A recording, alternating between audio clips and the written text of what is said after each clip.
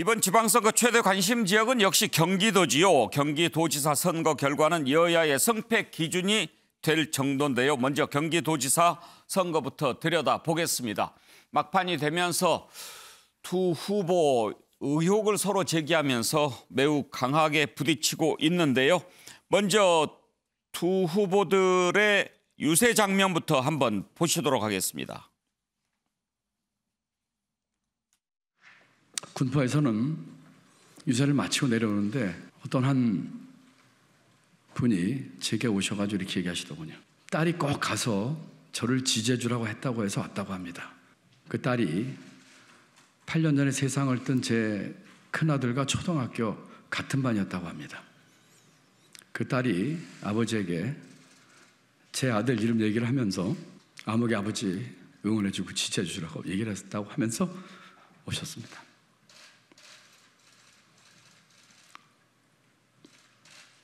제 마음 가장 밑바닥에서 나오는 진정성을 가지고 호소드립니다. 도와주십시오. 여러분의 한 표가 너무나 간절합니다. 여러분의 한 표가 너무나 절실합니다. 이 판을 바꾸고 경기도를 위해서 새 경기도를 만들기 위해서 여러분의 도움이 필요합니다. 제 진심과 진정성을 다해 간절하게 말씀드립니다. 도와주십시오. 예, 마지막 눈물의 호소를 하고 있는 장면인데요. 김은혜 후보의 마지막 호소는 지금 영상이 좀 편집 중이니까 잠시 후에 보여드리도록 하겠습니다. 먼저 그러면 지금 두 후보 간에 가장 쟁점이 되고 있는 사안들을 한번 짚어보겠습니다. 민주당은 김은혜 후보가 재산을 허위로 신고했다. 그래서 문제가 된다.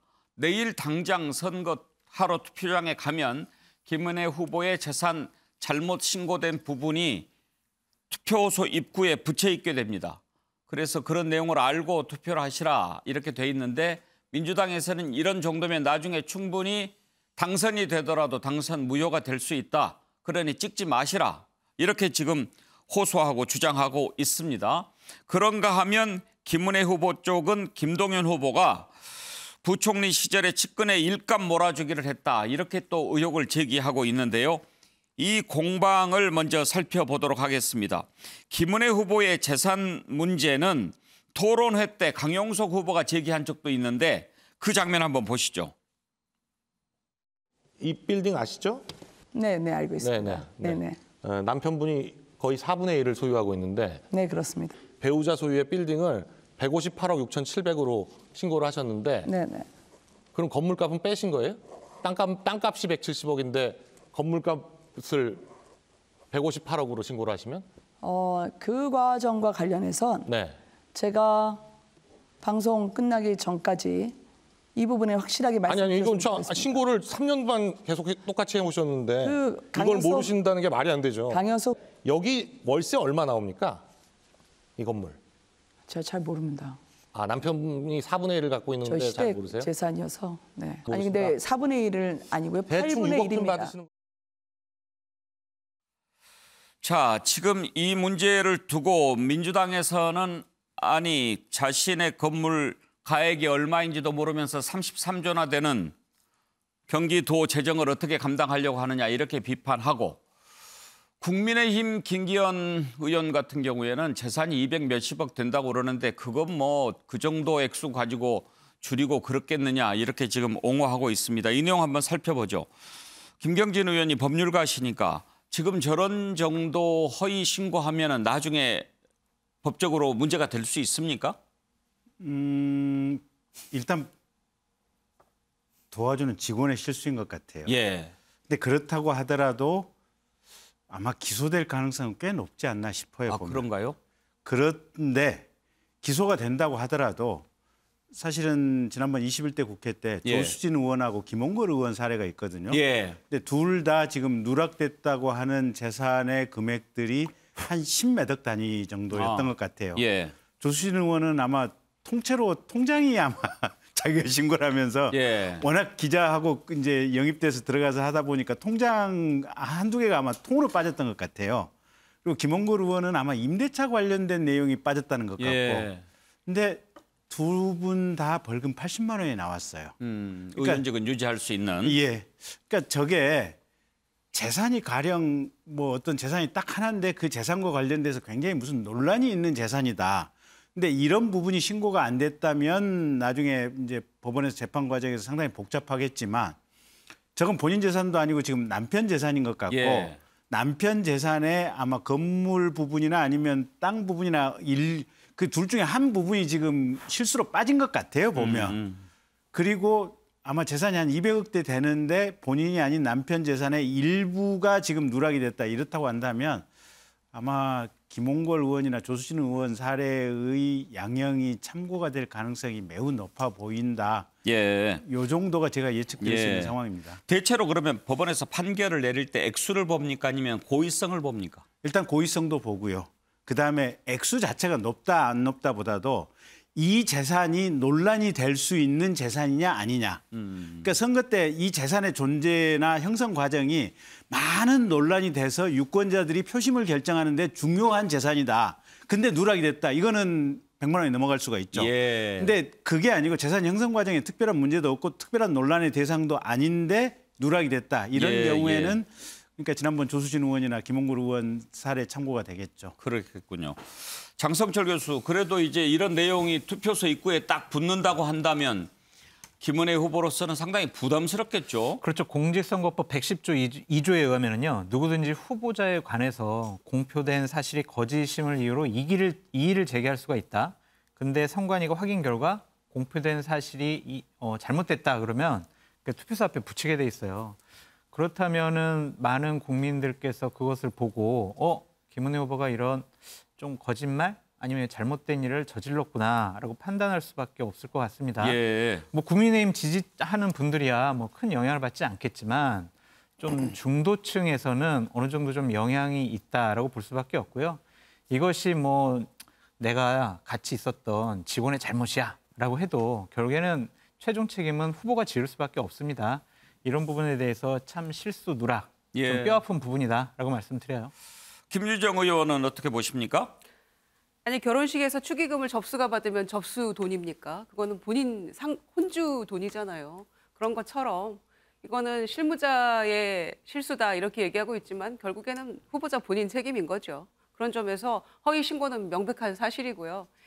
그래서 민주당에서는 뭐 나중에 고소하고 이렇게 되면 당선 무효될 수 있으니까 후보 사퇴하라 이제 이렇게까지 정치적 공세를 수위를 좀 높이고 있는 게 사실이죠. 예. 그런데 이제 여기에 더해서 경기도가 이제 워낙 박빙이다 보니까 이런 문제 하나하나가 굉장히 이제 주목도가 높아지는 그렇죠. 것이고요. 예, 그런 측면이 있는 것 같습니다. 악재는 악재지요. 네.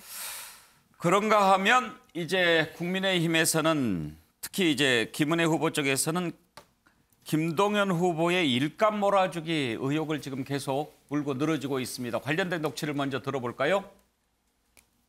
김동연 후보가 기획재정부 부총리 재직 시절 2년 연속으로 최측근 업체에 부처 명절 선물 세트를 이례적인 절차를 통해서 독점적으로 맡긴 것으로 확인됐습니다.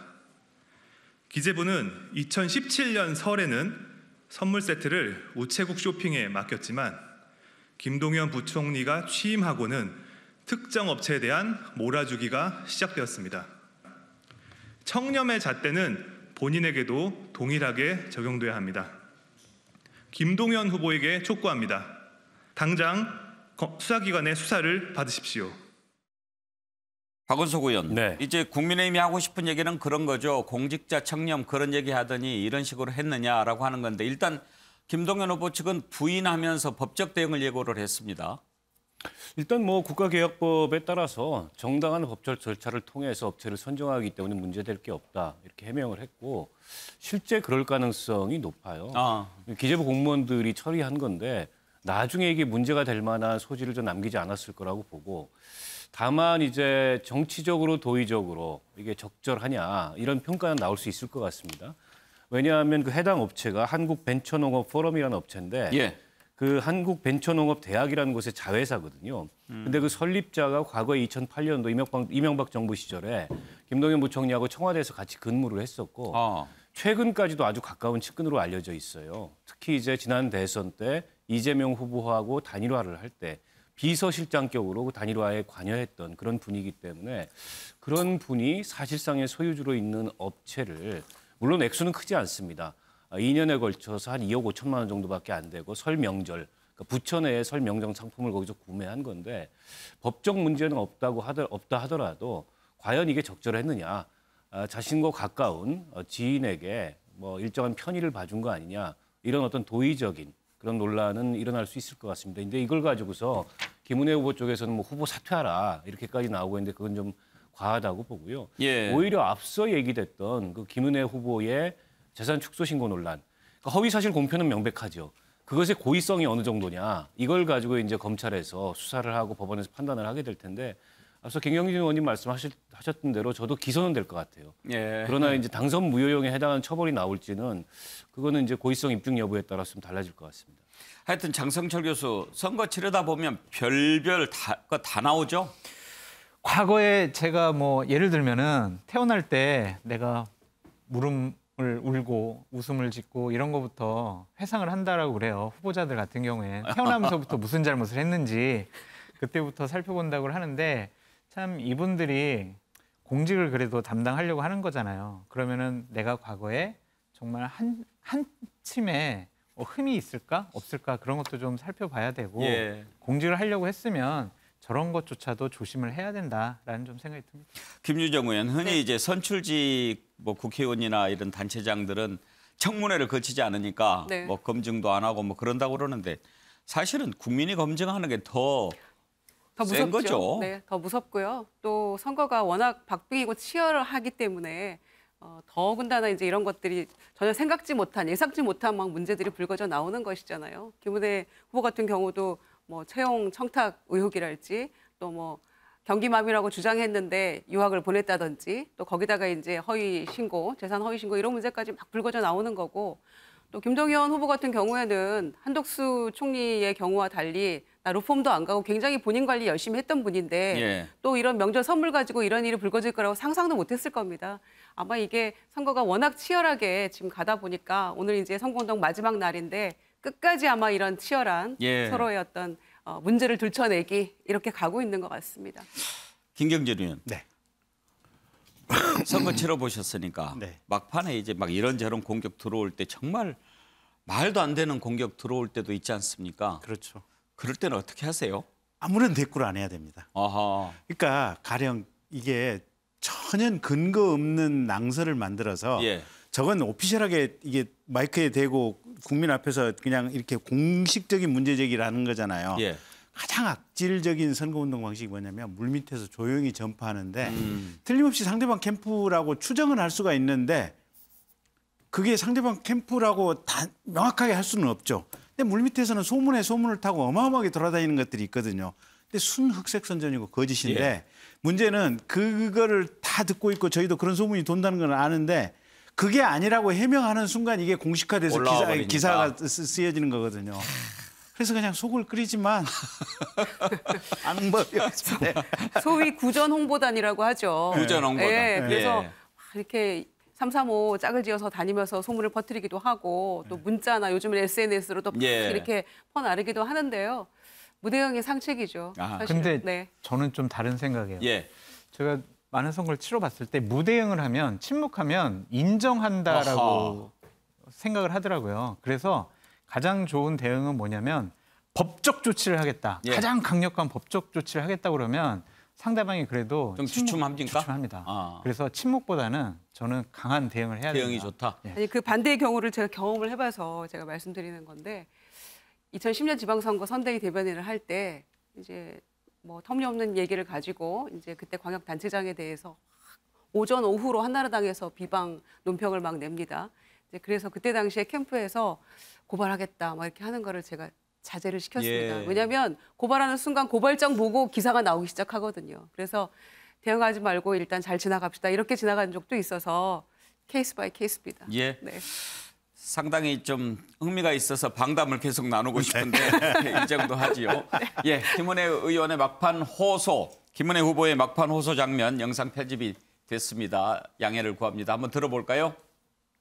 여러분, 서울보다 더 나은 경기 특별도 우리 김은혜 도지사 해결을 했습니다. 엄마 불러서 대답하라 그랬지. 자, 저기 잠깐 여기 데리고 없는 저기 네 여기 왔습니다. 여러분 박수 한번 보내주시기 바랍니다. 자.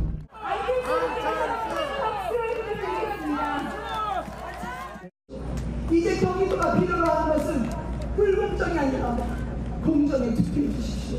부정의가 아니라 정의에 투표해 주십시오. 제가 다짐을 함께하는 오늘 제 명함을 불렀던 한 사람을 여기 소개시켜드리고자 합니다. 올라오세요.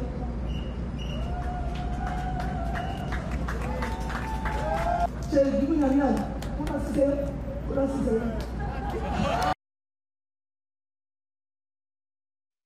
네, 남편이 깜짝 등장을 했군요. 김경률은 그 앞부분에서는 이렇게 사람들이 많이 모여 있다 보니까 얘를 잃어버렸나 봐요. 엄마가 올라오시네. 아이고, 다행이네요. 저런 일도 가끔 있습니까? 별일 다 있어요. 선거 있다 보면. 네. 아휴, 그런 선거를 어떻게 치르셨어요, 그래?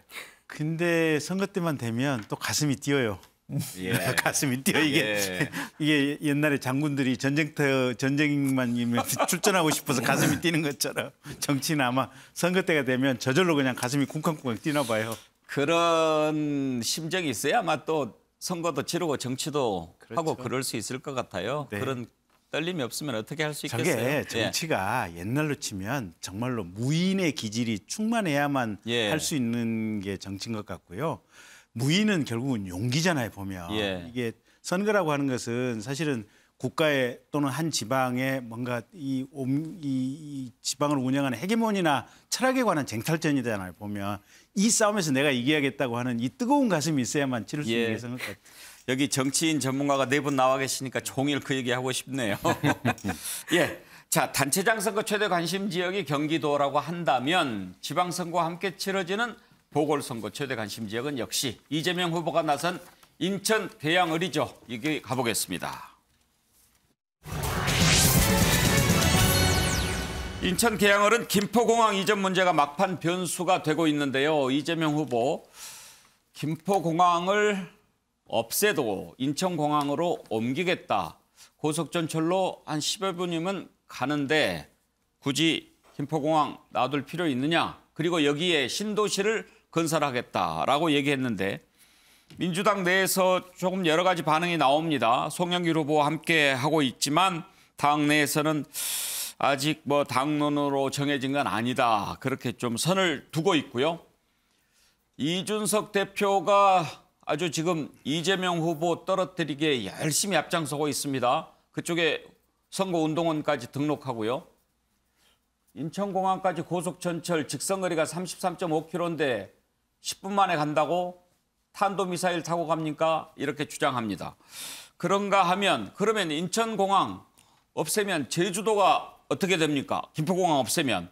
그러면서 이제 또 제주도에 영향을 미친다라고 하면서 제주 지역 지금 국민의힘이 약간 불안한데 그걸 흔들고 있습니다. 여기에 대해서 이재명 후보 그것은 좀 모자란 생각이거나 악의적인 선동이라고 생각한다고 비판했습니다. 이준석 대표 지지 않죠. 계속 해괴한 소리를 한다라고 누가 누구하고 싸우는지 잘 모르겠습니다. 이재명 후보 맞상대가 이준석 대표 같아 보이기도 하고요. 자, 논란 한번 보시죠. 저는 김포공항 이전해야 된다고 생각합니다. 약 1,100만 평에 이르는 강서 지역을 대대적으로 개발하면 우리 계양구는 강남에 붙어있는 분당처럼 다시 발전의 기회를 누린다. 앞으로 비행기들은 이렇게 활주하지 않습니다. 수직 이착륙을 하는 새로운 시대가 열리죠. 이런 상황에 맞춰서 우리가 미리 준비해야 됩니다. 그래서 새로운 항공시대에 대비하기 위해서 김포공항은 지금부터 이전을 준비하고 여기 우리 김포공항 이용하는 대부분 국내선이 제주도 가는 것이 거의 70% 이상입니다. 그래서 제주도는 KTX로 해저터널을 연결하게 되면 사실 비행기를 타고 갈 필요가 없어집니다. 이 소음과 이 저개발의 원인이 되고 있는 김포공항을 이전해서 계양과 인천 발전 그리고 수도권 서부 발전을 완성하겠습니다. 언제나 말씀드리는 것처럼 정치는 새로운 길을 만드는 것입니다. 그런데 더욱더 큰 문제는 바로 이 공약이 급조된 두 후보의 졸속 공약이라는 것입니다. 이 공약이 나온 지가 이제 사흘밖에 되지 않았습니다. 투표율을 불과 사나흘 남기고 나온 이 공약이 과연 대한민국의 미래에 그렇게 중요한 공약입니까? 송영길 서울시장 후보는 서울 강남 사람은 청주공항을, 동쪽에 계신 분은 원주공항을 이용하면 된다고 합니다. 저는 묻습니다. 그렇다면 경기도민은 어디를 이용해야 합니까? 후보가 도망가더니 이제는 공항까지 도망갑니까? 예, 자, 공방을 들어봤습니다. 김주정 의원. 네. 김포공항 이전 문제는 저희가 이제 며칠간 계속 다뤘으니까 그거 옳으냐 그러냐 오늘은 좀 패스하고 네. 이재명 후보가 막판에 내세운 이 공약이 과연 도움이 될까 안 될까 한번 좀 따져봤으면 좋겠습니다. 김 의원은 어떻게 보십니까? 일단은 지금 지방선거 말고 국회의원 재보궐선거가 7군데가 예. 같이 진행이 되는데 사실 후보들의 공약에 대해서 누구도 관심이 별로 없는 게 사실이죠. 근데 이제 이재명 후보가 개항을 해 진출을 했기 때문에 이 공약이 이렇게 뜨거워지고 있다. 이거는 뭐 분명한 사실인 것 같고요. 그런데 어쨌거나 이슈의 한복판에 섰다는 거는 저는 뭐 크게 불리할 것 같지 않습니다. 이재명 후보만 놓고 봐서는 그렇습니다. 예. 예. 이 공약이 전체적으로 어떤 영향을 미치느냐는 변론으로 하고 이재명 후보만 봤을 때는 개항을이 조금 더 뜨거워지고 있다라는 것에 반증이 될 수 있거든요. 그리고 국민의힘에서 과도하게 지금 이 김포공항 이전 공약에 대해서 벌떼처럼 공격을 하고 있기 때문에 오히려 이재명 후보를 지지하는 유권자들의 결속을 다져주는 계기가 되지 않을까. 저는 이재명 후보만 놓고 봐서는 그렇게 예. 생각을 합니다. 이재명 후보한테는 도움이 될 거다. 네. 그런데 지금 이재명 후보 당선되고 안 되고가 가장 중요한 문제는 아니잖아요, 민주당. 물론 아닙니다만 이재명 후보가 당초에는 지원을 하기 위해서 그나마 조금 쉽게 당선될 수 있는 지역을 선택한 게 개항을이 됐는데 이제는 당이 이재명 후보를 위해서 전력 지원해야 되는 이런 상황이 되고 보니까 참 아이러니하게 돼버렸죠.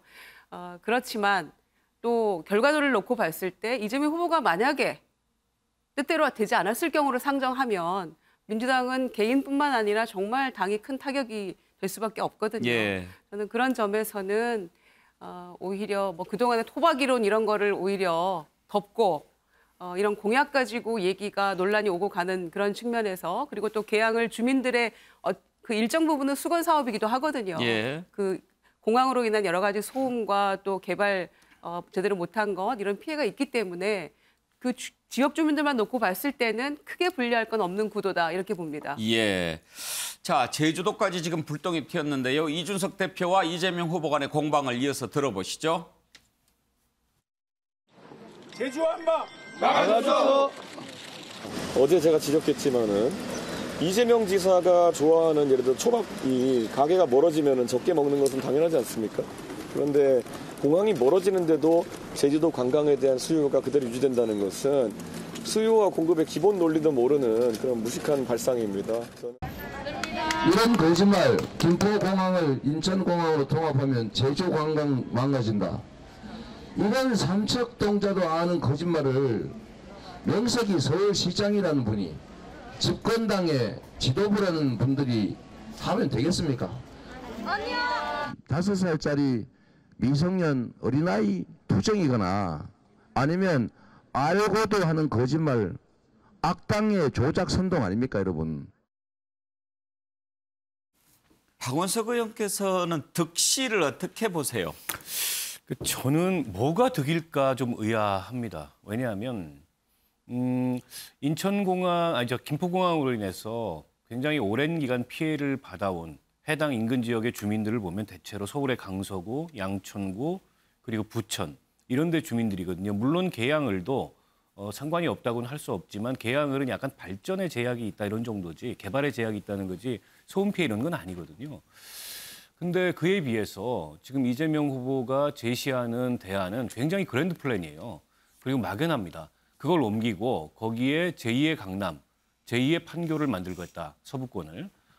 근데 이게 과연 임기 2년짜리 국회의원이 할 수 있는 일인가. 사실은 공항을 신설하거나 옮기거나 폐쇄하는 이런 대규모 국책 사업은 중앙 정부가 결정하는 겁니다. 그리고 사실은 여당이 키를 쥐고 있다고 봐야 되죠.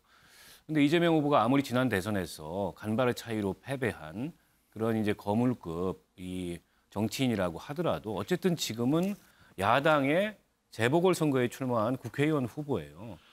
국회의원 후보의 공약치고는 너무 이게 막연하고 그랜드한 거여서 당장 그 계양을 지역의 주민들이 저 공약을 보고 이른바 이제 솔깃할까에 대해서 좀 의문이고요. 그에 비해서 이게 미치는 즉각적인 부정적 영향은 제주도 같은 데서 국민의힘에 비해서 민주당이 선거를 앞서가고 있었습니다. 특히 도지사 선거를. 예. 앞서가는 선거에서는 막판에 가장 유의해야 될 게 이슈를 만들면 안 됩니다. 근데 제주도 내에서 이슈를 만든 게 아니고 저기 인천에서 이슈를 던져버렸어요, 제주도. 사실은 지금 민주당, 제주도당 입장에서는 이게 미칠 노릇이거든요. 근데 도지사 선거뿐만이 아니고 재보궐선거도 열리고 있어요. 그 재보궐선거는 아주 간발의 차이였습니다. 그 재보궐선거에 아주 직격탄이 전될 수 있기 때문에 당 전체의 득실로 봤을 때 뭐가 득인지는 불분명한데 실은 너무나 명백하기 때문에 총괄 상임선대위원장으로서 왜 저걸 저렇게 고집하고 있는지 잘 이해가 안 됩니다. 자, 막판 카드였는데 성공할지 실패할지는 내일 투표 결과가 나와 보면 알 수 있겠죠. 다음으로 넘어가겠습니다. 대통령실 특별감찰관, 대통령 배우자 그리고 사촌인의 친족 이런 측근들 비위가 있으면 감찰하는 곳입니다. 그런데 문재인 정부 때 계속 임명을 안 했죠. 그래서 지금 여당인 국민의힘이 계속 비판을 했던 사안입니다. 그런데요, 대통령실 관계자가 폐지할 수도 있다 이런 식으로 얘기를 했다가 번복하는 혼선을 빚었습니다. 대통령실 핵심 관계자라고 밝힌, 그러니까 핵심 관계자라고 할 수 있는 사람이 특별감찰관 제도를 폐지하겠다는 거냐라는 것에 대해서 폐지라고 말씀드리지는 않았고 뭐 포함해서 다시 한번 생각해 보겠다는 뜻이다 이렇게 얘기를 했습니다. 그러면 지난 정권과 달리 특별감찰관을 도입하지 않아도 된다는 거냐? 그렇게 받아들여도 될 것 같다. 이런 얘기를 했습니다. 그러면 대통령 친인척 비리는 어디서 수사합니까? 검경이 있지 않냐? 누가 얘기했는지 모르겠습니다. 대통령실 핵심 관계자니까요.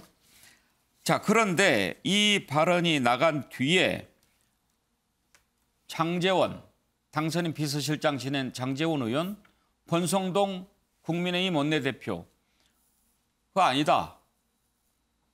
우리가 그렇게 비판했는데 당연히 도입해야 되고 또 법에도 특별감찰관 임명하게 돼 있다라고 하면서 대통령실이 실수한 것이라고 지적했습니다.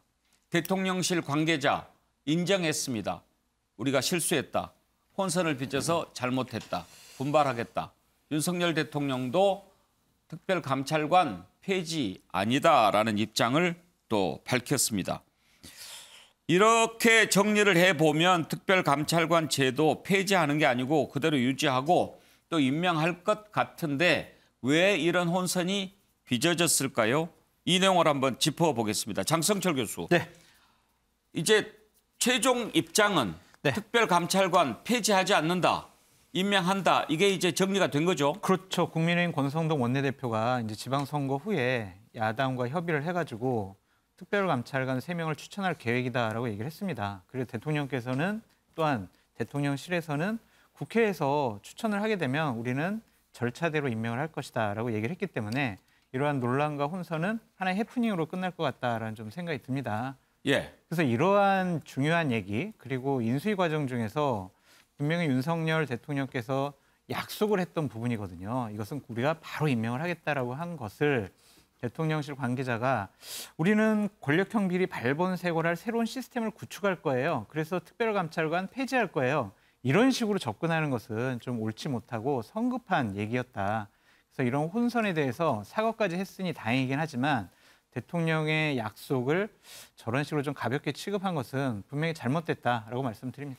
핵심 관계자가 누군지는 모르겠습니다만 왜 이런 얘기가 나왔을까요? 이런 브리핑은 이제 대변인이 했다라고 전해지고 있어요. 그러니까 아까도 말씀드렸지만 우리는 특별감찰관제를 넘어서서 민정수석실도 폐지했기 때문에 권력형 비리를 발본색원할 새로운 시스템을 구축을 하고 있다. 그 시스템 구축에 더 방점을 맞춰서 얘기를 한 것이 이러한 사달이 난 것이 아니냐라고 생각해 봅니다. 근데 장성철 교수, 네. 관계자가 있잖아요. 네. 대통령실 관계자, 핵심 관계자, 고위 관계자 누가 제일 높아요? 고위 관계자. 고위 관계자가 제일 높습니까? 핵심은? 핵심은 그 밑에 핵심 아닐까요? 그러니까 이게 이러는 것 같아요. 그러니까 뭐 예를 들면 비서실장이라든지 아니면 대변인이라든지 이러한 분들이 고위 관계자, 핵심 관계자, 뭐 관계자 이런 식으로 표현되는데 이렇게 나가는 건 옳지 않은 것 같아요. 제가 왜 그걸 물어보냐면요. 네. 지금 보세요. 대통령실 아까 그 표 좀 다시 보여주십시오. 대통령실 핵심 관계자가 이야기했는데 대통령실 관계자가 사과했어요. 네. 그러면 낮은 사람이 높은 사람 것 잘못했다고 사과한 겁니까? 그러니까 이런 것 같아요. 대통령실 관계자가 먼저 이거 좀 폐지할 수 있어요. 폐지할 거예요라고 얘기를 했거든요. 그것에 대해서 기자들이 핵심 관계자한테 더 확인 취재를 한 거죠. 그 취재 결과 저런 시스템을 구상 중이다라고 얘기를 했는데 어제 대통령께서 아니야. 우리는 특별감찰관 임명할 거야. 국회에서 추천해줘. 이런 식으로 얘기를 하셨잖아요. 그러니까 핵심 관계자가 사과하기보다는 대변인인 관계자가 사과한 것이 아니냐라는 생각이 듭니다. 그런데 저 얘기가 과연 그냥 나왔을까 짚어볼 만한 대목이 있습니다. 윤석열 대통령이 검찰총장 시절 국회에서 특별감찰관 제도에 대해서 약간 효용성을 좀 의문시하는 듯한 내용의 답변을 한 적이 있습니다. 들어보시죠. 우리는 3년 전에 그 특별감찰관 제도를 도입하고 있는데 전에 이석수 감찰관 이후에 아직까지 감찰관 임명도 안 하고 있잖아요. 제도는 있는데 우리 총장의 견해는 어떻습니까? 과거 그 특별감찰관 네. 제도가 운영된 걸 보니 감찰관이 좀 권한이나 인력 면에서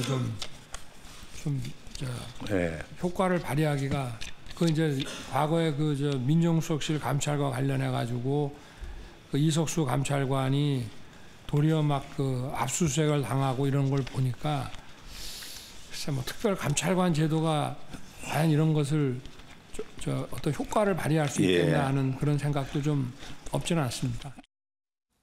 김경준은 어떻게 해석을 해야 될까요? 그러니까 저렇게 보시면 되죠. 그러니까 당시 검찰총장이던 윤석열 총장은 제도로서의 특별감찰관 제도는 실효성이 많이 부족한 제도다. 이런 개인적인 관점을 가지고 있어서 정가빈 의원께서 질의를 하시니까 본인이 생각하고 있는 바를 그대로 답변을 했었고요. 근데 이제 어제 오늘 사이에 대통령께서 답변을 하시는 것은 이게 삼권 분립 아닙니까? 국회에서는 법을 만들고 행정부의 수장인 대통령은 국회가 만든 법을 그대로 집행을 해줘야 되는 거 아니에요. 집행할 의무와 책무가 있는 게 행정부의 수장인 대통령의 책무거든요. 그런 관점에서 보면 특별감찰관 법이 있었으면 사실은 문재인 대통령 이석수 감찰관 후임으로 특별감찰관을 임명을 했어야 맞아요. 그때도 국회가 안 한 거죠? 아니, 정확히는 대통령이 안 한 거죠. 국회에서 추천을 안 한다는 핑계로. 국회가 추천을 해야 임명을 한다면서요? 예, 국회에서 추천을. 그러니까 국회가 추천 안 한 근데 거죠? 문제는 다수당인 여당인 민주당에서 국회 추천을 위한 협의 절차를 거부를 해갖고 사실상 민주당이 추천을 안 해요.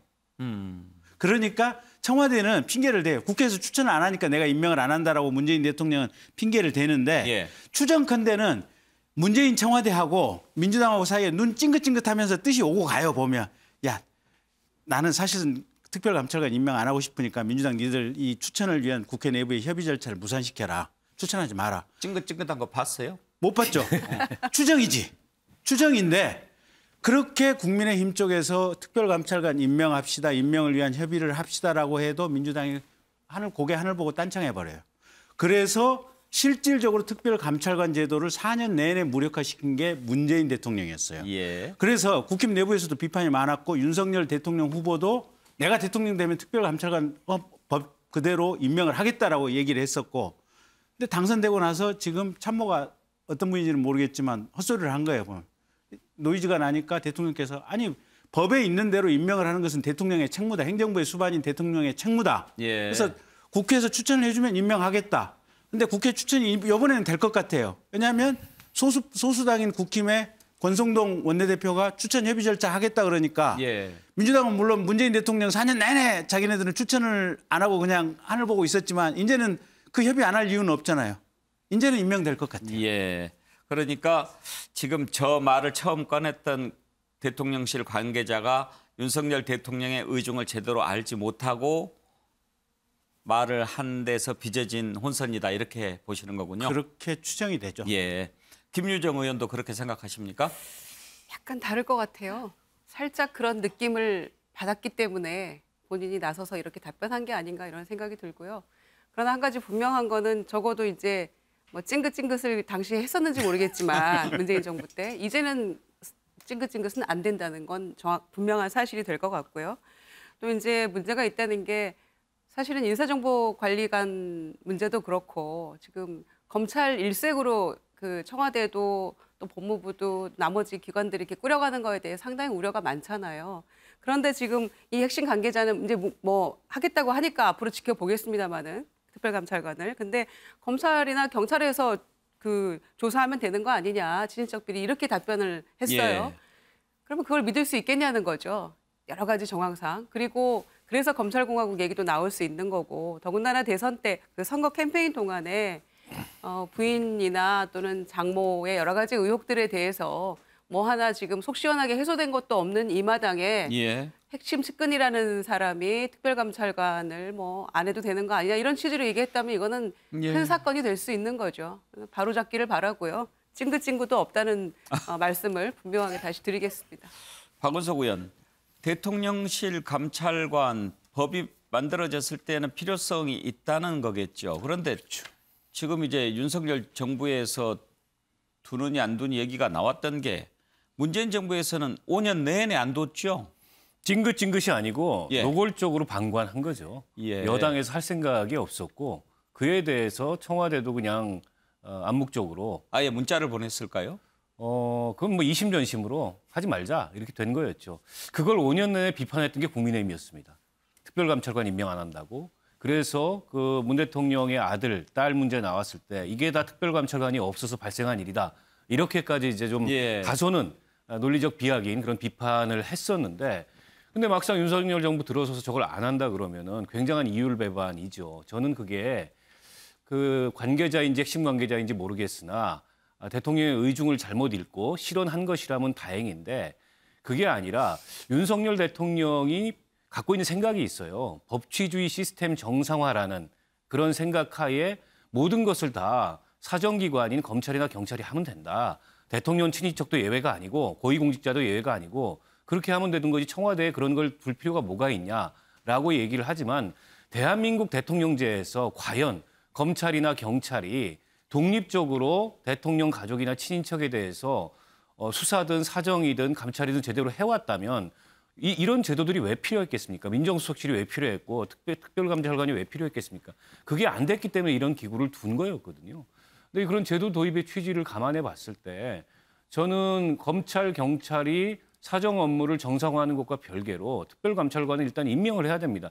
제도를 만들어 놓고 지금까지 임명을 안 한다는 건 문제가 있지 않습니까? 법을 어긴 거죠. 그렇죠. 법을 어긴 거죠. 예. 그래서 법치주의 이렇게 강조하시려면은 일단 특별감찰관 임명하고 예. 그리고 특별감찰관 제도의 한계나 보완할 점이 있다면 그건 법을 바꿔서 보완을 해야 되는 문제고 어쨌든 국회에서 후보자 추천하면 임명하겠다고 하니까 조속한 시일 내에 되길 바랍니다. 아니 그러니까 저 제도가 의미가 있는 게요. 예. 원래 박근혜 대통령 때 처음에 입법이 됐었던 예. 거 아니겠습니까? 민주당이 하자 그래서 입법화가 됐었던 거예요. 예. 보면. 근데 저건 뭐냐면 검찰 경찰이 니들 왜 살아있는 권력인 청와대에 대해서 정보 수집 안 해?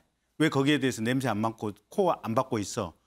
그러면 아니 우리 받고 있고요. 근데 검찰 경찰은 워낙 광범위한 일반적인 수사권을 가지고 있지 않습니까? 예. 그래서 딱히 박았냐, 이 냄새를 맡고 있느냐 안 맡고 있느냐를 가지고 구체적으로 뭐라고 할 수가 없어요.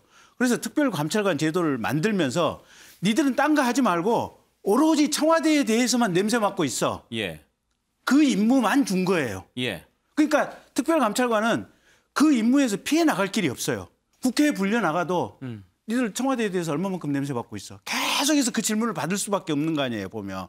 그래서 저 제도를 가지고 있으면 대통령의 친인척이라든지 청와대 수석들이라든지 아무래도 부담스럽고 저기서 권력 남용에 대한 브레이크가 저긴 수사가 아니거든요. 감찰이거든요. 그러니까 임의조사 감사하는 이런 강제 수사권이 아닌 임의 감찰권이지만 그래도 의미가 있는 조직인 거예요. 저게. 그렇죠. 그런 거 하려고 만든 건데 그런데 이제 장성철 교수 박근혜 정부 때 이석수 감찰관 제대로 해보려다가 오히려 되치기를 당한 거 아닙니까? 그렇죠. 당시에 박근혜 전 대통령이 가장 아꼈던 핵심 실세 우병우 민정수석을 감찰을 하려다가 둘이 부딪혔죠. 그래서 결국에는 이석수 감찰관이 그만두게 되는 그런 상황에 처했습니다. 그것에 대해서 민주당이 상당히 비판을 많이 했어요. 그랬는데 문재인 정권 5년 동안 특별감찰관을 임명 안 한 것, 공수처가 하면 되지 이런 식으로 얘기한 것은 상당히 이율배반, 어불성설이다라고 말씀드립니다. 그렇습니다. 잘못된 거죠. 민주당 5년 동안에 임명을 했어야 맞다고 생각하고요. 그러니까 정권도 뺏겼죠. 그런 거 하나하나 다 누적돼가지고 잘못한 것을 국민들이 지켜보셨기 때문에 정권도 넘겨주게 된 것인데 국민의힘도 같은 오를 범하지 말아야 된다고 생각합니다. 원칙은 원칙대로 지켜야 하고요. 또 윤석열 대통령도 보다 자기 자신에게 엄격한 잣대를 들이대야 된다고 생각하는데 그래서 국민의힘은 이 감찰 범위도 넓히는 대통령 친인척 4촌 이내의 범위에서 8촌으로 넓히자 이런 법도 내놨잖아요. 그래서 이 부분들은 전 정권에서 잘못한 부분에 대해서 제대로 다시 돌아가는 그런 모습을 좀 보여주기 바랍니다. 그래서 사실은 문재인 정권에서 했던 명확하게 사실은 대통령의 책무를 적은 방기한 거에 보면 정부 민주당과 문재인 대통령이 그래서 이번 지방선거에서 표로서 국민들이 심판해 주셔야 돼요. 제가. 어느 자리에나 참 맞는 사람이 가야 되지만 특별히 특별감찰관은 정말로 강단도 있고 그런 사람이 가야 되겠군요. 그렇죠. 그리고 정치권하고는 일체 연고가 없어야 되는. 예. 자, 특별감찰관 혼선 이 부분 짚어봤는데요. 또 김건희 여사가 대통령 집무실을 찾아가서 사진 찍은 것 이것도 지금 논란이 되고 있는데 이번 건도 지금 또 대통령실 해명이 오락가락해서 지금 대통령실 뭔가 지금 고장이 좀 난 거 아니냐 이런 지적이 나옵니다. 이 내용 한번 살펴보죠.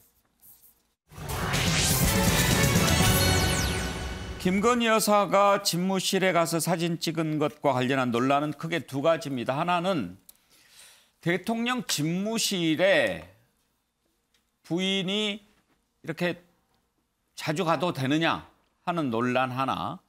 그리고 또 하나는 분명히 보안시설이고 또 공식 라인이 있는데 사진이 대통령실을 통해서 나오지 않고 팬클럽을 통해서 공개되고 이러는 게 적절하냐 하는 겁니다.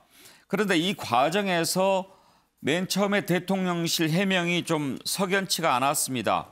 사진 찍은 사람이 대통령실 직원이 아닌 것 같다 이렇게 얘기를 했다가 한참 지나서 사실은 김건희 여사가 카메라로 사진 좀 찍어주세요라고 얘기를 해서 부속실 직원이 찍었다.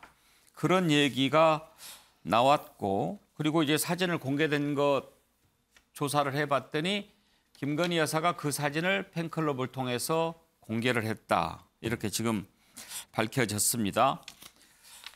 그러다 보니 지금 제2부속실 폐지했는데 김건희 여사 보좌할 수 있는 인력이 좀 필요하지 않느냐 이런 얘기도 조금씩 나옵니다. 장성철 교수, 이 두 가지 논란과 관련해서 집무실을 간 것 관련해서 갈 수 있는 거 아니냐. 남편이 일하는데 한번 가서 보고 싶지. 그리고 뭐 미국에서도 그러더만 뭐 이런 주장이 있고 대통령 집무실이라는 데가 그렇게 사적으로 막 이렇게 다닐 수 있는 데는 아니지 않느냐. 뭐 이런 얘기도 있고 어떻게 생각하세요? 갈 수도 있죠. 그리고 사진도 찍을 수가 있습니다. 물론 업무 시간 중에 가서 저런 행위를 했다면 좀 옳지 못한 것 같다라는 생각이 듭니다. 하지만 저기 가서 사진을 찍은 것까지는 그럴 수 있다라고 생각이 드는데 저것이 공식적으로 공개가 되지 않고 팬클럽을 통해서 공개된 것 자체가 좀 잘못된 것이 아니냐라는 좀 생각이 들고요. 그 강신업 건희사랑 운영자 같은 경우에는 아니 오바마 전 대통령 부부도 사진 찍지 않았느냐라는 얘기, 김정숙 여사는 집무실에 안 갔겠냐 이런 얘기를 하는데 그 오바마 전 대통령의 사진 같은 경우에는요, 백악관 공식적으로 공개를 한 겁니다. 이런 식으로 팬클럽에서 공개를 안 했고요. 김정숙 여사 대통령 집무실 갔었겠죠. 간 거에 대해서 저렇게 사진으로 공개하지 않았습니다. 그러니까 이러한 공개를 한다, 안 한다, 이러한 정무적인 판단이 들어가 있지 않고 이런 식으로 팬클럽 차원에서 공개된 것은 상당히 좀 문제가 있어 보인다. 대통령의 일거수일투족, 숨 쉬는 것, 이것까지도 상당히 중요한 정무적인 판단이 들어가야 되는 것인데 이렇게 저런 모습의 사진이 그냥 팬클럽 통해 공개되는 것은요, 아무리 생각해도 옳지 못한 것 같습니다. 강신업 변호사가 김건희 여사 팬카페 건희사랑을 운영하는 운영자인데요. 일단 뭐 오바마 전 대통령 사례를 들면서 미셸 오바마도 함께 집무실에서 사진 찍은 적이 있다 이렇게 공유를 했습니다. 그런데 지금 가만히 보면 저 사진은 미국 대통령 집무실인 오벌 오피스가 아니고 관저라고 하는데요. 저는 안 가봐서 잘 모르겠습니다만 김어준 씨 얘기를 한번 들어보죠.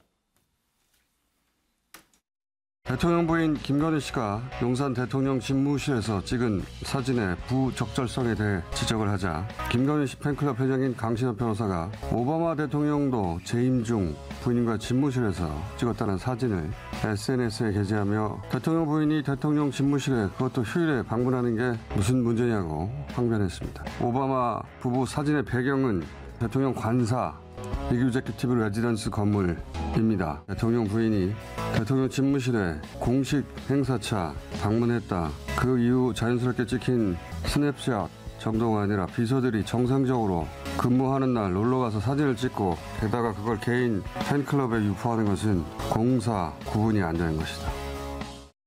공사 구분이 안 되는 것이다. 김유정 의원은 어떻게 생각하십니까? 그 대선 동안에 얼굴 보기 힘들었던 후보 부인이었습니다.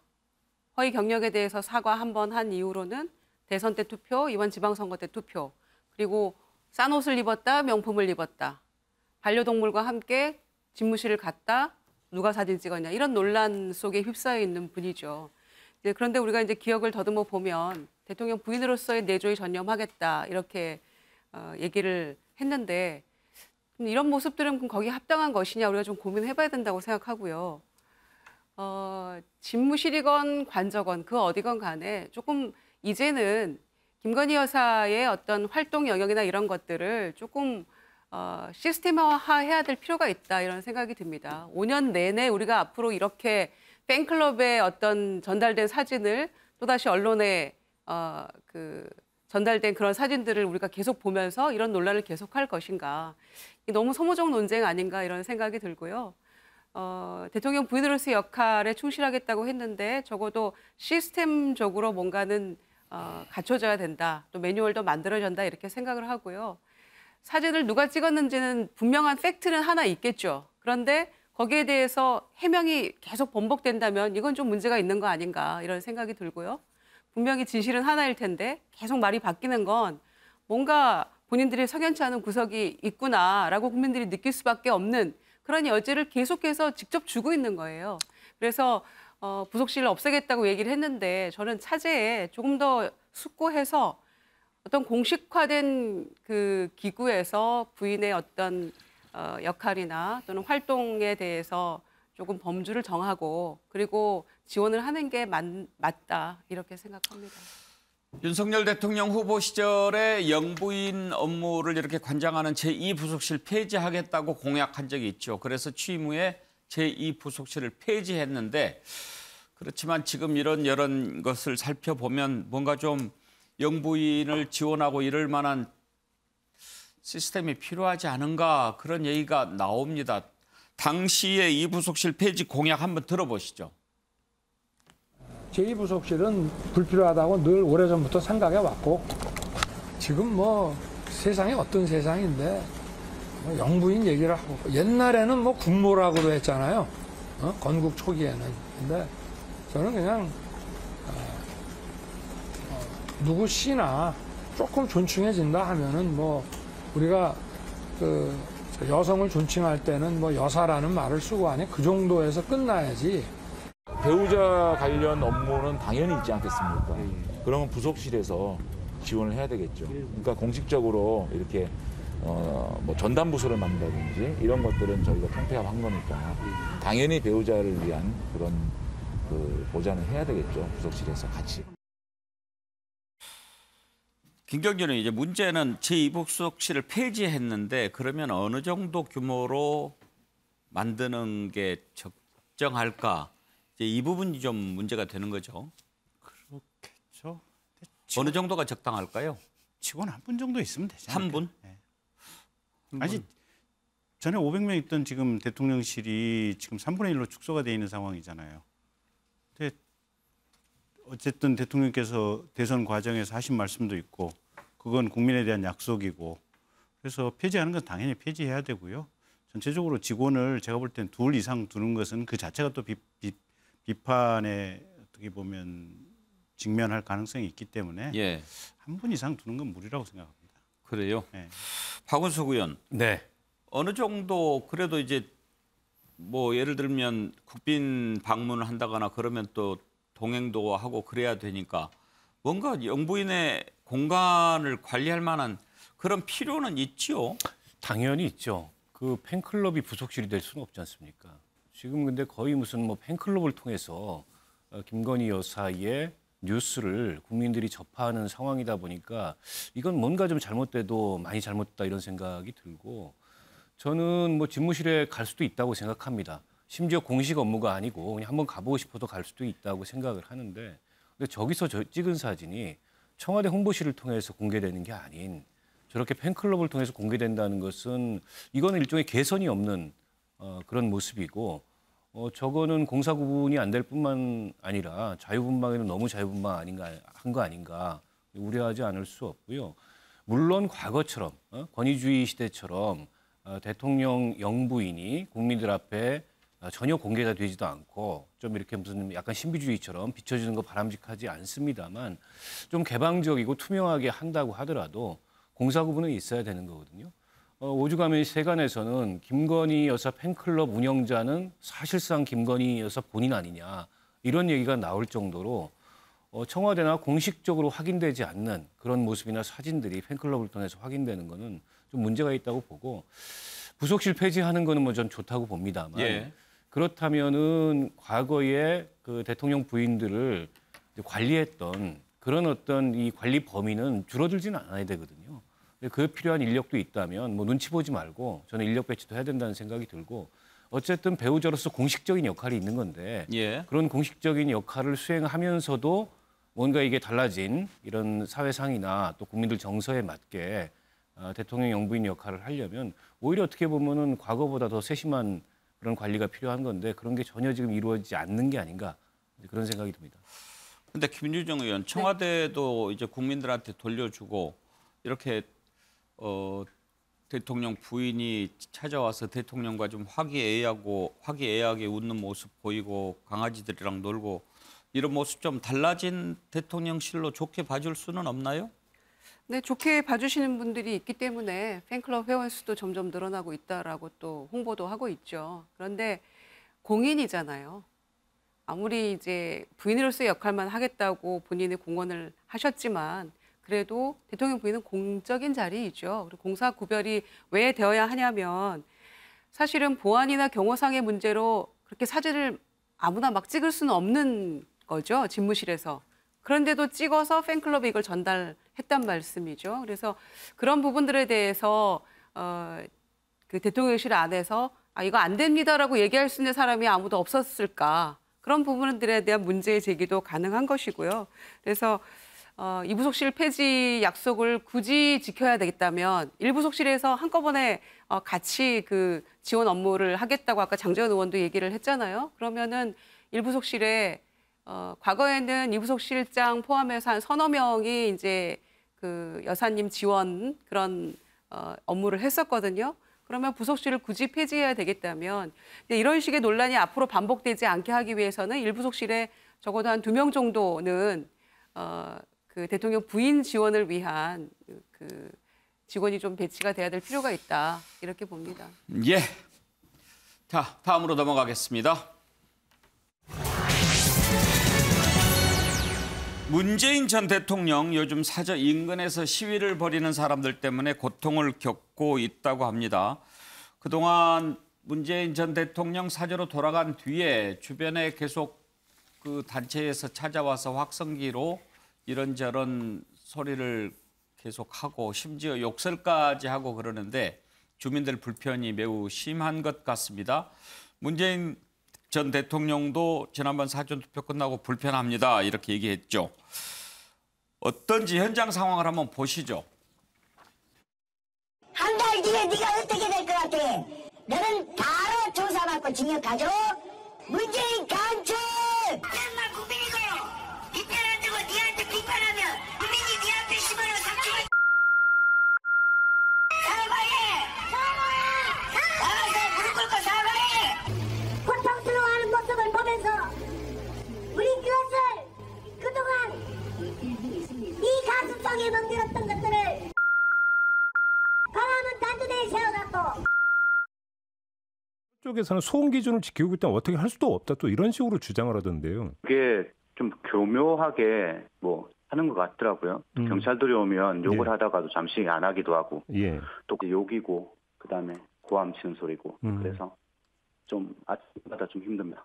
아침마다 해서 6시까지 그렇게 하고 밤에는 또 이제 안 하기로 해서 안 하고 있는데 또 누군가가 또 시비를 걸면 또 똑같이 하고 어머니께서 밤에 환청도 돌린다고 그러시기도 하고 해서 정신적으로 해서 그 동네 어른들께서 정신과 가서 진료도 받고 그러니까 정신 스트레스 그다음에 그게 그로 인한 이제 이명 현상 그런 것도 이렇게 받았는 것 같더라고 보니까 제가 이제 자꾸 진정을 놓고 얘기를 하고 그렇고 하고 있는데 그게 대한 거에 답은 아직까지 정확하게 안 내려지고 있어서 좀 마을 주민으로서도 좀 답답하기도 하고. 장성철 교수 어떤 사람들이 저희 가서 집회를 하고 시위를 하는 건가요? 보수 유튜버라고 지금 얘기가 되고 있습니다. 예. 극우 유튜버다라고 하는 건데 상당히 저러한 집회, 시위, 욕설 장면을 생중계를 해요. 그러면은 또 슈퍼챗 같이 후원금을 좀 많이 받는다고 합니다. 그러한 것들이 저러한 논란들을 좀 확산시키고 있는 것이 아니냐라는 생각이 드는데 대한민국 헌법에 물론 집회와 결사 자유가 있습니다. 근데 저러한 것이 기준을 지켰다고 해서 다른 주민들에게까지 상당히 피해를 준다면 이것은 잘못된 행위라고 볼 수밖에 없어요. 그래서 저는 이 부분만큼은 당사자들이 좀 자제를 해야 되지 않느냐라는 좀 생각을 갖고 있습니다. 그래서 자꾸 뭐 문재인 전 대통령 측에서 명예훼손 뭐 고소고발 이런 것들을 하겠다고 하는데 그런 것들 전에 욕설은 안 되잖아요. 이것은 잘못된 행위인 것 같습니다. 집회를 하더라도 어느 정도 선과 정당성을 지켜줘야 하는데 이것을 좀 선을 넘은 것이 아니냐라는 좀 생각이 듭니다. 그래서 좀 원만하게 해결되면 좋지 않을까라고 저는 생각해 봅니다. 제가 말씀드릴게요. 저는 어쨌든 권력을 가진 사람이 명예훼손이나 모욕으로 고소고발하는 것에 대해서는 대단히 부정적인 시각을 가지고 있지만 저의 영상 화면 보니까 안 되겠어요. 저거는 문 대통령 쪽에서 고소고발을 하시는 게 맞는 것 같고요. 저분들 경찰, 검찰, 사법당국에서 정식으로 기소를 하는 게 맞는 것 같아요. 그래서 각각의 행위에 대해서 계속해서 기소를 해서 저는 법원에서 물론 이제 법원에서 적정한 양형 기준에 따라서 재판을 하고 처리를 하겠지만 필요하다면 정말로 몇 개월 실형 선고라도 해서 엄중하게 처벌할 필요성도 있겠다라는 생각도 드네요. 그런데 지금 나오는 얘기를 들어보면 그 뭐 이렇게 기준이 있다면서요. 몇 데시벨 이상이면 안 되고. 근데 그걸 이렇게 교묘하게 맞춰가면서 시위를 한다는 거 아닙니까? 그러니까 이제 저게 소음 진동 방지법에 보면 이제 70데시벨로 기준이 정해져 있거든요. 근데 이제 뭐 70데시벨 미만의 수치로 아마 마이크 소리를 조정을 했을 거예요.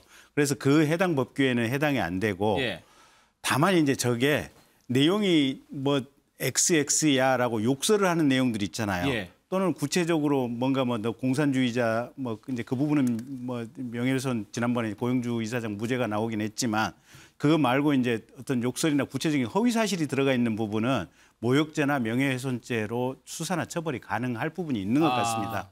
그래서 그 부분과 관련해서 제가 볼 때는 문재인 전 대통령 측에서 고소를 한다면 제가 볼 때는 국민들이 저 부분을 그냥 납득해 주셔야 될 것 같아요. 예. 이게 보통은 권력을 가진 사람들이 국민들에 대해서 고소고발하는 건 저는 대단히 부정적인 시각을 가지고 있거든요. 예. 근데 저거는 내용에 대한 부분이 아니고 저 마을 주민들이라든지 또는 문재인 전 대통령의 어떻게 보면 정신을 피폐할 수 있을 정도로 사실상의 어떤 괴롭힘 행위이기 때문에 거기에 대한 응징이나 징벌 차원에서 반드시 형사처벌이 필요한 대목이 아닌가 싶습니다.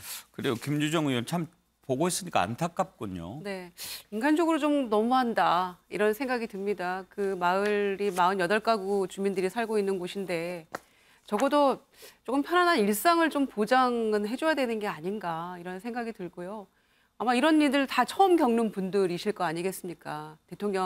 전직 대통령이 이제 사절을 그쪽으로 정해서 오시는 바람에 생긴 일이어서 너무 스트레스가 많을 것 같은데 그래서 이제 이 보수단체나 유튜버들의 이런 과도한 행동 뭐 이런 거에 대해서 대통령이 지금 이제 주민들께 또 사과하는 또 그런 SNS 글을 올리고 이랬는데 근데 고소고발에 대해서도 고민이 좀 깊은 것 같아요. 왜냐하면 이걸 실제로 이제 명예훼손이나 모욕 혐의로 고소를 한다 손 치더라도 더 부추기는 거 아니냐 오히려 또 이걸로 일소될 수 있을 것인가 이제 그런 부분들에 대한 고민도 동시에 하는 것이어서 예.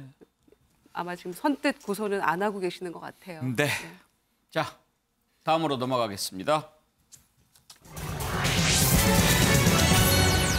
법무부의 공직자 인사검증 조직을 신설하는 안건 오늘 국무회의를 통과했습니다. 이러면 다음 달 7일에 법무부 장관 직속 조직으로 정식 출범할 것 같은데 이 인사검증기구 설치하는 것을 두고 계속 논란이 되고 있지요. 한동훈 법무부 장관은 오히려 이게 더 정상으로 가는 절차다라고 얘기를 합니다마는 야당에서는 만약에 이 인사검증기구가 설치가 되면 나중에 대법관, 헌법재판관 이런 사람들도 인사검증을 법무부에서 하게 되는데 그렇게 되면 재판 영향받을 수도 있지 않느냐라는 지적하고 있습니다. 그리고 형사소송법에 분명히 범죄 혐의가 있으면 검사는 수사를 하도록 돼 있는데 검증 과정에서 범죄 혐의가 드러났을 경우에 어떻게 할 거냐 이런 문제도 제기하고 있습니다. 관련된 내용을 먼저 들어보시죠. 인사검증 업무는 새롭게 만들어진 업무가 아니라 기존에 있었던 업무입니다. 그리고 그 범위와 대상도 새롭게 늘리는 것도 아니고요. 오직 헌법과 법률의 범위 내에서 진행되는 통상 업무라고 말씀드리겠습니다. 기자님들이 이 인사검증이라는 업무에 대해서 이렇게 책임자였던 민정수석이라든가 공직기강 비서관에게 질문해 보신 적이 혹시 있으실까요? 저는 없을 거라고 생각합니다. 이제는 그게 가능해지는 거고요. 의미 있는 진전이라고 저는 생각합니다. 저는 인사검증이라는 영역이 그동안 과거에 있었던 그 정치 권력의 내밀한 비밀 업무라는 영역에서 늘공들의 통상 업무로 감시받는 통상 업무로 전환되는 의미 있는 진전이라고 생각합니다. 그리고 그런 식으로 반드시 그렇게 되도록 운영하겠습니다. 법을 어겨가며 인사검증단을 설치하겠다는 윤석열 대통령은 18개 부처를 무력화시키고 모든 권력을 한동훈 법무부에 몰아주었습니다. 오늘 국무회에서 신설안이 의결되면 국무총리는 물론이거니와 대법원과 헌법재판소의 최고 법관까지 한동훈 법무부 장관의 검증 도장을 받아야 하는 초유의 검찰공화국이 될 것입니다. 예, 자 저렇게 입장이 다른데 박원석 의원은 어떤 시각에서 보십니까? 지금 한동훈 장관 얘기가 인사검증이라는 게 공무원들이 하는 통상 업무로 과거보다 개방적이고 투명하게 이렇게 드러나는 진전이 있었다고 얘기를 했는데 그 진전을 왜 법무부에서 합니까? 인사혁신처에서 하면 되지. 그리고 검증에 필요한 인력이 있다면 검찰, 경찰에서 인사혁신처에 파견을 하면 되잖아요. 근데 이거를 과거에 대통령실에 위임했던 거를 검증에 관해서 이거를 법무부에 위임을 하는 건데 정부조직법상 근거가 여전히 없습니다. 단지 시행령 하나 가지고서 과연 저걸 저렇게 위임해서 할 수 있는 건지가 첫 번째 저는 의문이고요. 두 번째는 지금 법무부가 상당히 검찰화됐습니다. 어떻게 보면 문재인 정부에서 탈검찰화를 위해서 노력을 했는데 지금 한동훈 그 법무부 장관이 되는 순간 검찰화가 되고 있어요. 근데 이렇게 검찰화된 법무부가 그 상위에 있는 총리도 검증하고 그리고 삼권 분립이 엄격해야 될 그런 사법부의 뭐 대법관, 헌법재판관 이런 사람들을 다 검증한다. 특히 이제 이 검찰화된 법무부의 상대 측이라고 할 수 있어요, 법원은. 예. 게다가 이제 심판자입니다. 그러면 과연 재판의 독립성을 보장할 수 있겠는가라는 측면에서도 굉장히 모순되고 우려가 많은 저는 그런 지금 장치를 둔 거라고 보고요. 예. 과연 20명의 인력으로 또 얼마나 충분한 그런 검증 업무를 할 수 있을지도 저는 의문이에요. 실효성 측면에서도 상당히 의문스럽고요. 이 정부가 지금까지 인사검증한 거 보면 이미 낭만, 정호영 후보자 사례라든지 등등의 사례로 봤을 때 전혀 검증이 안 된 채, 물론 인수위 단계라고 합니다만 공직자 인선이 이루어졌거든요. 그런 면에서 여러 가지 우려되는 점도 있고 실효성도 의심되는 이런 식의 인사검증 그 팀을 왜 굳이 이렇게 두려고 하는지 굉장히 저는 이해가 잘 안 됩니다. 김경준 의원, 이제 책임자를 검찰 출신이 아닌 사람으로 임명하는 등 몇 가지 장치는 마련했는데 그 정도 가지고 걱정 안 해도 될 수준이 될까요? 글쎄요. 이제 조금 더 저 부분에 대한 논의가 필요하다면 국회 입법사항으로 정하면 돼요. 그래서 국회에서 체계적으로 한번 저 문제를 논의해 보시는 것도 좋지 않겠나라는 생각은 들고, 어쨌든 지난 문재인 정부까지만 해도 실제 검증을 위한 조사의 과정은 경찰이 했어요. 근데 이거를 체계화시켜서 구체적인 단을 만들고 시스템화 하겠다고 하는 거 아니에요. 시스템적으로는 진일보한 측면은 분명히 있어요. 근데 마침 이게 지금 한동훈 법무인 상태에서 법무부 안에 있다 보니까 시스템이 진일보한 것보다는 이게 권력이 어떻게 보면 너무 한 군데로 몰리는 것이 아니냐, 이 우려와 비판의 문제가 있는 것 같아요. 그렇다고 한다면 아까 박원석 의원 얘기하신 대로 인사혁신처 안에 정말 숫자도 좀 넉넉하게, 그리고 많은 부처에서 동시에 모여가지고 체계적인 검증을 할 수 있는 그 기구 자체를 국회 입법사항으로 정하면 돼요. 네.